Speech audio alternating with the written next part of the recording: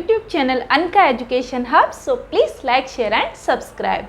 तो चलिए शुरू करते हैं हमारी आज के टॉपिक को। आज जो मेरा टॉपिक होने वाला है वो मनोविज्ञान में, चाइल्ड साइकोलॉजी में हम जीन पियाजे का जो संज्ञानात्मक या विकासात्मक सिद्धांत थ्योरी है उसको आज हम कवर करेंगे। तो जीन पियाजे का जो सिद्धांत है, प्रतिपादक हैं इसके जीन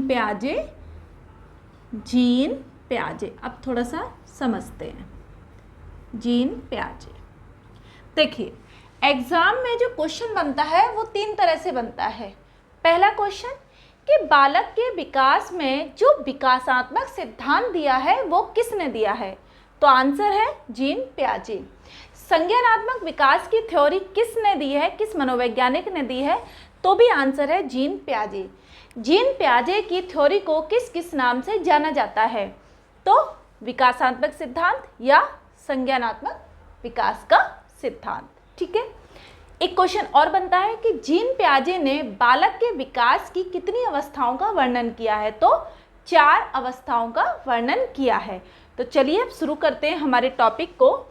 तो हमने इतना समझ लिया कि जीन पियाजे की थ्योरी विकासात्मक सिद्धांत या संज्ञानात्मक विकास के सिद्धांत के नाम से जानी जाती है। इन्होंने जो प्रक्रिया बताई इस थ्योरी में बताई कि बालक का विकास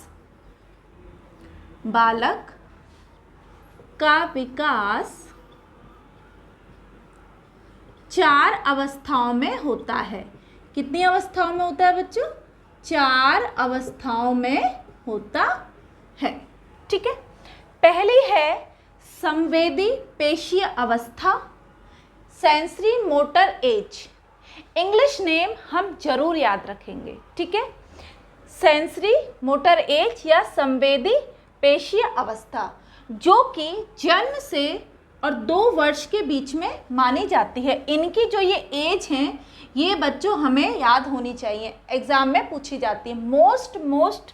मोस्ट इम्पोर्टेंट टॉपिक है। आप ये मान के चलिए कि जीन पियाजे को पढ़ने के बाद 3 या 4 क्वेश्चन फिक्स हैं चाइल्ड साइकोलॉजी में या पेडागोजी में, क्योंकि पेडागोगी का जो मतलब होता है वो यही है कि आप बालक का अध्ययन किस प्रकार से कर पा रहे हो, बालक को आप किस स्तर तक समझ पा रहे हो।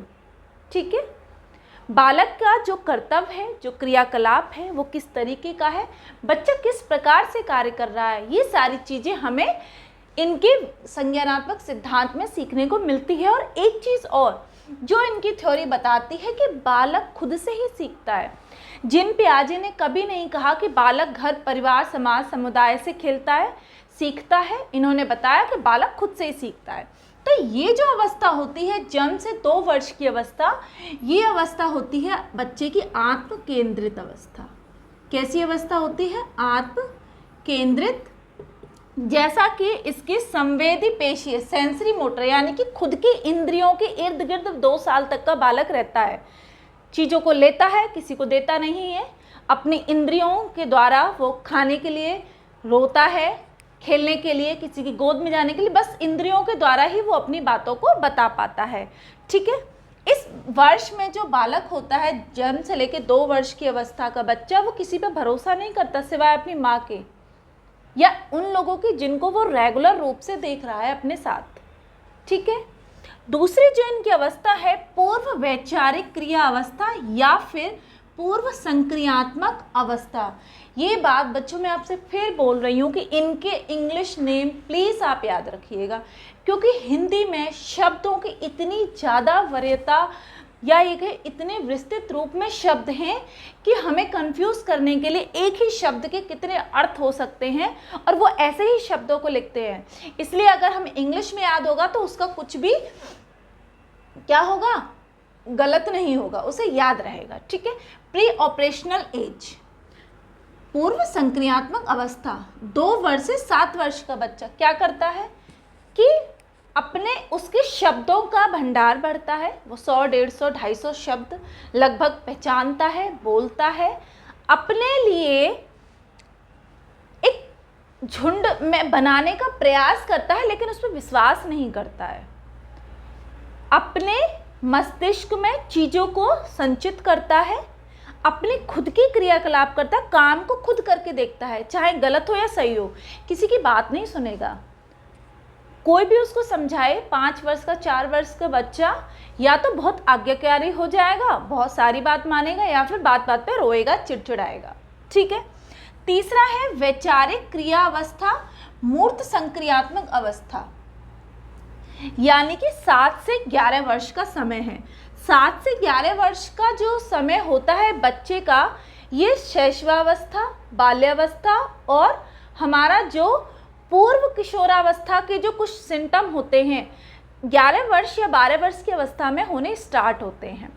इस उम्र का जो बच्चा होता है वो बाल्यावस्था की दहलीज पर होता है और समाज में कितने प्रकार के कार्यों को वो देखता है, करता है, समझता है, अपने निर्णय लेने का प्रयास करता है, खुद से कार्यों को समझ के, रट के नहीं, समझ के प्रगाढ़ रूप में अपनी बुद्धि में संचित करता है। तो जो मूर्त संक्रियात्मक अवस्था है वो 7 से 11 वर्ष की अवस्था है।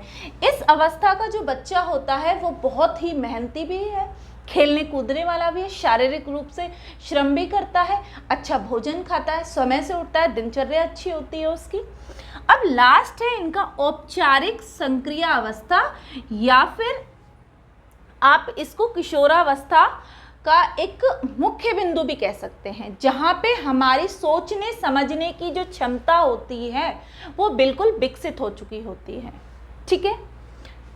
11 से 18 वर्ष के बच्चे में शारीरिक रूप से, मानसिक रूप से, सांवेगिक रूप से और चारित्रिक रूप से, धार्मिक रूप से, हर प्रकार से वो इतने ज़्यादा परिवर्तनों से गुजरता है कि बच्चा एकदम उद्वेलना की अवस्था में रहता है। वो सही गलत में निर्णय ज़्यादा नहीं ले पाता। वहीं अगर उसे कोई सही राह दिखाने की बात करता है, अगर वो किसी गलत राह पर है तो उसे वो अपना दुश्मन समझता है। उसे लगता है कि इसे मेरी पड़ी ही नहीं है, ये तो मुझे अच्छा मार्गदर्शन देते ही नहीं, मेरे माँ बाप को मेरी चिंता ही नहीं, मेरे भविष्य की चिंता ही नहीं।